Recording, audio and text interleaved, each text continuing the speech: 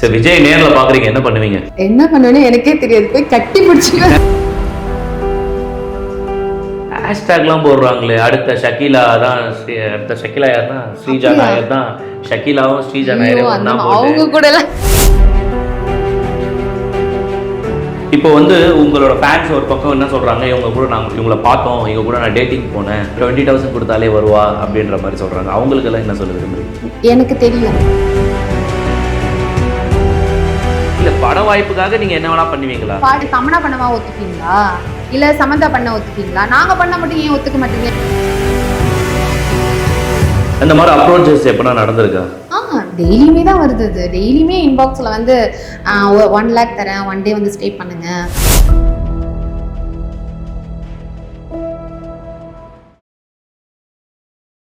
இப்போ ஸ்ரீஜாவுக்கு ஒரு phone call வருது. ஒரு 4 செலிபிரிட்டிஸ், ஒரு 3 செலிபிரிட்டிஸ் இருக்காங்க. இப்போ அந்த செலிபிரிட்டிஸ் கேட்குறாங்க, யார் கூட நீங்கள் டேட்டிங் போகிறதுக்கு ஓகே பண்ணுவீங்க, எங்கே டேட்டிங் போகணும்னு நினைப்பீங்க? விஜய் கூட. எந்த ஏரியா? அப்ராட் சைடு, எல்லாமே அந்த சைடு. இங்க சங்கீதா மேடம் அப்ராட்ல தான், லண்டன்ல இருக்காங்க. ஆமா, அவங்க லண்டன்ல இருக்காங்க. அந்த சைட் போகணும், வேற சைட் எனக்கு ரொம்ப பிடிக்கும். சின்ன வயசுல இருந்தே எனக்கு விஜய்னா ரொம்ப பிடிக்கும். சரி, விஜய் நேர்ல பாக்குறீங்க, என்ன பண்ணுவீங்க? என்ன பண்ணுவேன்னு எனக்கே தெரியாது, போய் கட்டி பிடிச்சிப்பேன்.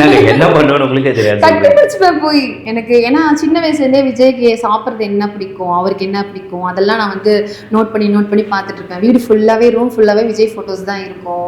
நியூஸ் பேப்பர்ல இருக்க போட்டோஸை கூட தூக்கி போட மனசு வராம கட் பண்ணி எடுத்து பீரோல எல்லாம் ஒட்டி வச்சிருப்பேன். அந்த அளவுக்கு ரொம்ப பைத்தியம் எனக்கு. ஆரம்பத்துல இருந்து என்ன கேட்டாலும் விஜய் விஜய் விஜய் விஜய் விஜய் சாரோட பேரை மட்டும் தான் சொல்லிட்டே இருந்தீங்க.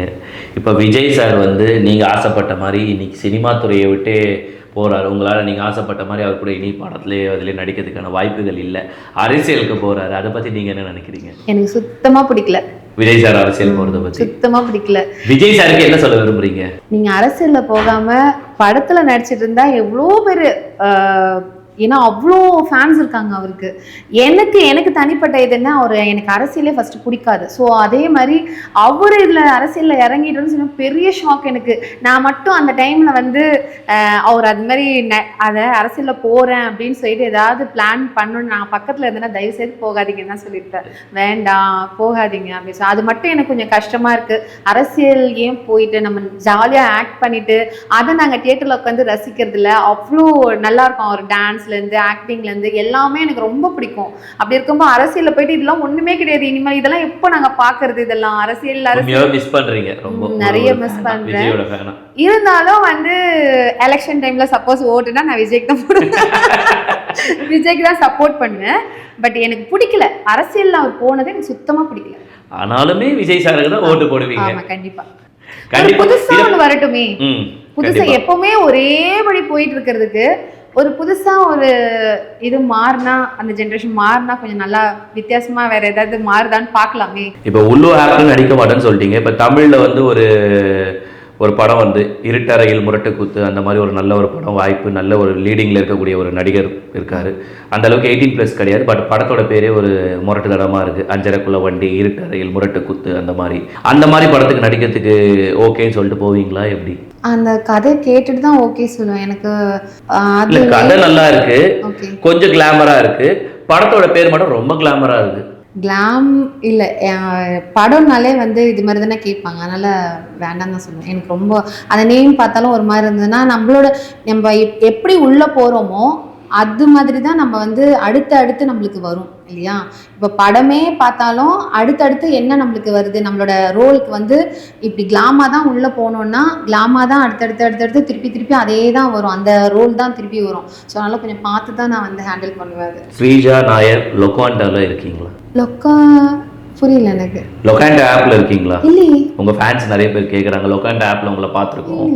அது ஒரு டேட்டிங் ஆப். அப்படினா என்ன, நான் தான் உங்ககிட்ட கேக்குறேன். இல்லையே, அது மாதிரிலாம் எதுவும் இல்லை, கிடையாது. இப்போ உங்களோட ஃபேன்ஸ் ஒரு பக்கம் என்ன சொல்றாங்க, இவங்க கூட நாங்கள் இவங்களை பார்த்தோம், இவங்க கூட நான் டேட்டிங் போனேன், இவங்களுக்கு பே பண்ணேன். இன்னொருத்தர் என்ன சொல்றாங்க, 20,000 கொடுத்தாலே வருவா அப்படின்ற மாதிரி சொல்றாங்க. அவங்களுக்கெல்லாம் என்ன சொல்ல விரும்புறீங்க? எனக்கு தெரியும், நான் போனேனா இல்லையான்னு எனக்கு தெரியும்.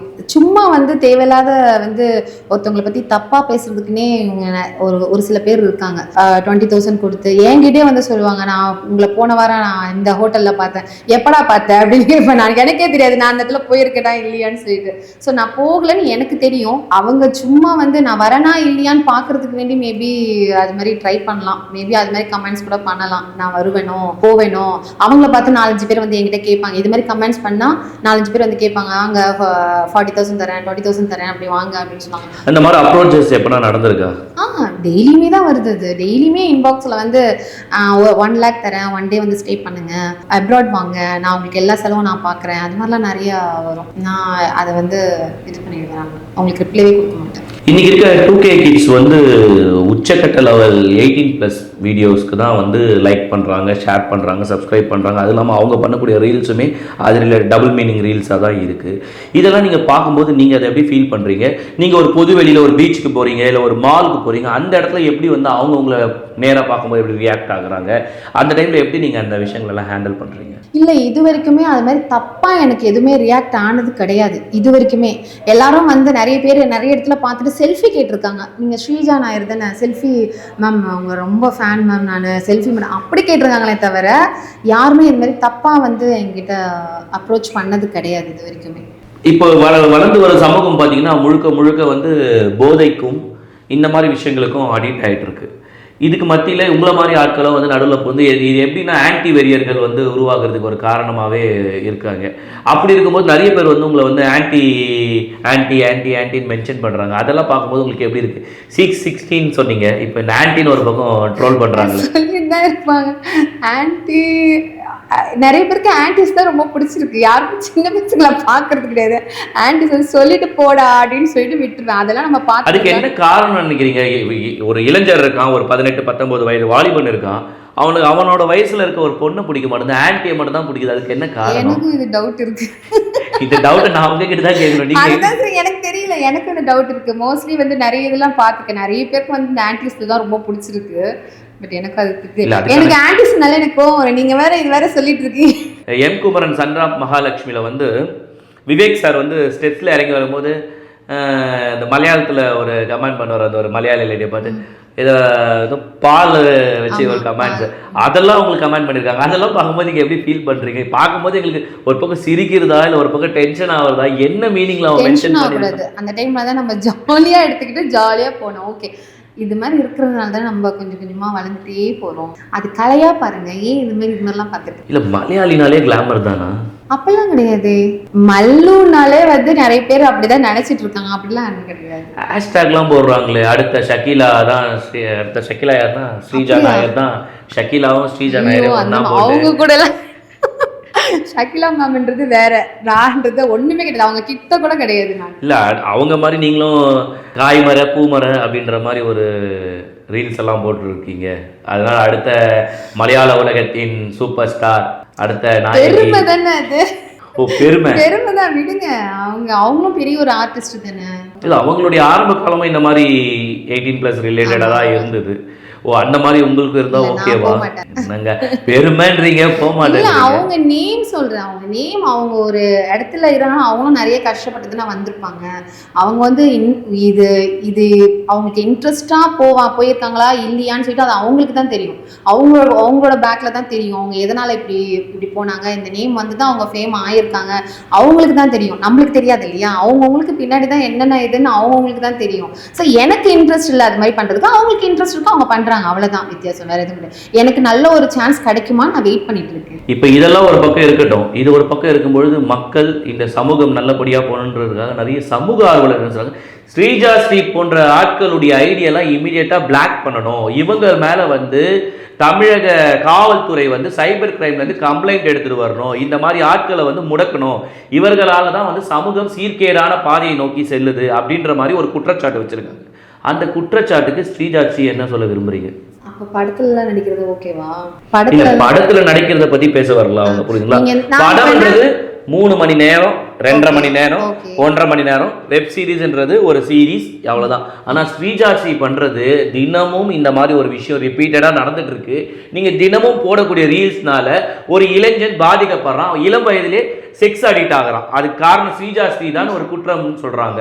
ஒரு sexy showing sexy sex friends எல்லாம் அதாவது எனக்கு மேல ரொம்ப ஜாஸ்தியா பண்றவங்க எல்லாம் நிறைய பேர் இருக்காங்களா, அப்ப அவங்கள தானே ஃபர்ஸ்ட் பிடிக்கணும். இல்ல அந்த வரிசையில ஸ்ரீஜாசியுடைய பேரும் இடம் பெற்றிருக்கு தானே. நான் அந்த அளவுக்கு பண்ணலன்னு எனக்கு தெரியும். நீங்க தான் ஆரம்பத்துல வந்து என்னுடைய ஃபேன்ஸ்க்காக தான் நான் சாரி கட்டினேன், நான் ஃபேன்ஸ்க்காக தான் நான் வந்து இத ஷோ அப் பண்ணேன், நான் ஃபேன்ஸ்க்காக தான். உங்க ஃபேன்ஸ் ஏதாவது சொல்றாங்க இங்க வந்து காட்டிட்டு இருக்கே, நீ போய் வேற எங்கனா காட்ட வேண்டியதானே, வேற எங்கனா ஷோ அப் பண்ணு. அதுல ஒரு 5 பேர் அப்படி சொன்னாங்கன்னா 10 பேர் என்ன வந்து நல்லா இதுவா தான் பேசுவாங்க. நான் அந்த 10 பேரை தான் பார்ப்பேன், அந்த 5 பேரை பார்க்க மாட்டேன். ஏன் நான் வந்து சாரி கட்டுறது அது ஒரு கலை, சாரி கட்டுறது நம்மளுக்கு நம்ம சாரின்றது வந்து தமிழருடைய பாரம்பரியத்துல ஒரு உன்னதமான ஒரு விஷயம். ஆனா சாரி நீங்க கட்டுற சாரி எப்படி இருக்குன்னா கவர்ச்சியோட உச்சகட்டத்துல இருக்குது. எனக்கு அப்படி தெரியலங்க, எனக்கு அப்படி தெரியவே இல்லை. அது வந்து நான் கட்டுற சாரி நான் ஒரு விதமா கட்டுறேன், சாரிலேயே நிறைய விதமா கட்டுறதுக்குலாம் இருக்கு. ஸோ நான் மேக்கப் சாரி ஒரு விஷயமா எடுத்துட்டு வரல, இங்க இளைஞர்களுடைய வாழ்க்கையை கேலிக்குறியாக்குறது ஸ்ரீஜா நாயர் தான். நான்லாம் வந்து அவங்களோட வாழ்க்கையை வந்து இது பண்ணல, என்னை விட நிறைய பேர் பண்றாங்க. நிறைய படத்திலேயே வந்து ஒரு நீங்க சொல்றீங்களா 3 hours வந்து படம், அதுல ஒரு சாங்க்கு கவர்ச்சியா பண்றாங்க. அந்த அளவுக்குலாம் நான் பண்ணல. ஏன் தமனா பண்ணவா ஒத்துப்பீங்களா, இல்ல சமந்தா பண்ண ஒத்துப்பீங்களா? நாங்க பண்ண மட்டும் ஏன் ஒத்துக்க மாட்டீங்க? நாங்க என்ன நார்மல் கேர்ள்ஸ்னாலயா?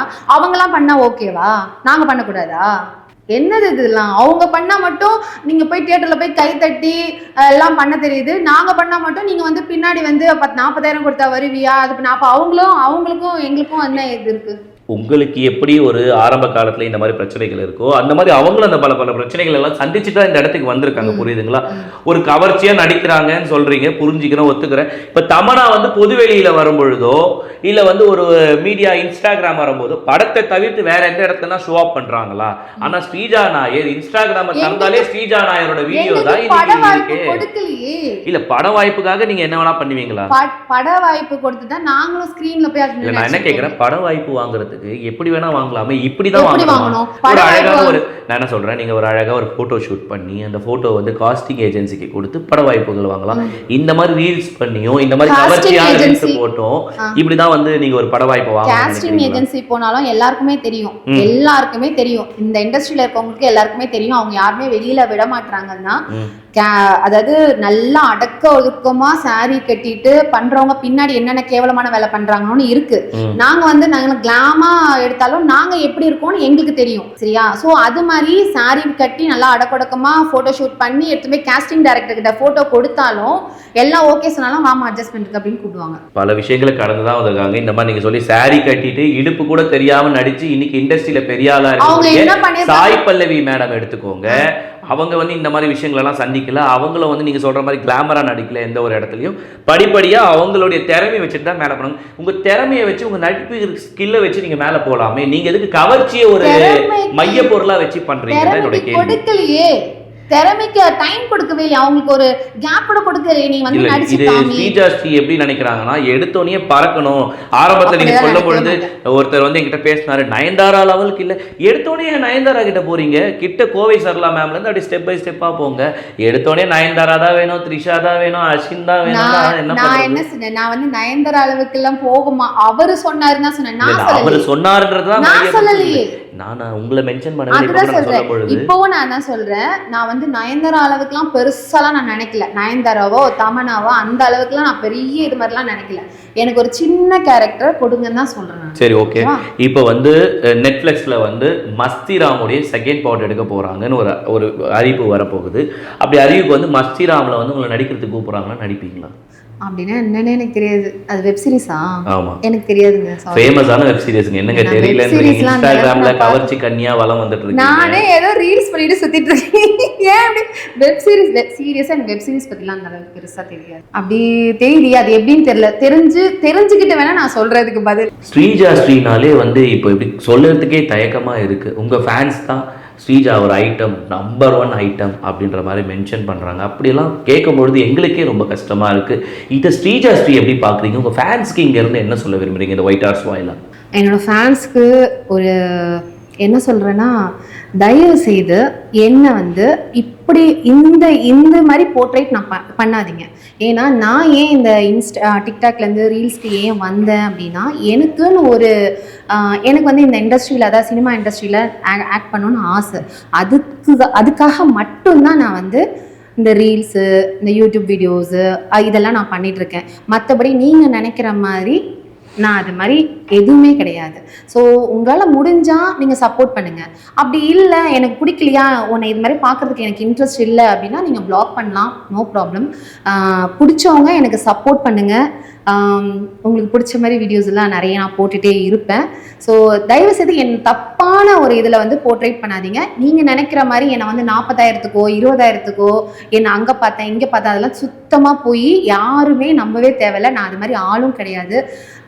நிறைய பேர் ரியல் மேட் அது இதுன்னு கேட்குறாங்க. பட் அதெல்லாம் எனக்கு சுத்தமாக இன்ட்ரெஸ்ட் கிடையாது. என்கிட்ட நல்லா பேசினா நான் கண்டிப்பாக நல்லா பேசுவேன். ஸோ இது ஒன்று தான் நான் வந்து உங்ககிட்ட சொல்கிறது. நான் அது மாதிரி ஆள் கிடையாது. ஸ்ரீ வந்து இன்ஸ்டாவில் பார்க்குற ஸ்ரீ வேற, நேரில் பார்க்குற ஸ்ரீ வேற. அது வந்து எனக்கு வந்து நடிக்கணும்னு ஒரு ஆசை. அதுக்காக மட்டும்தான் நான் இந்த ரீல்ஸ் எல்லாமே பண்ணிட்டு இருக்கேன்.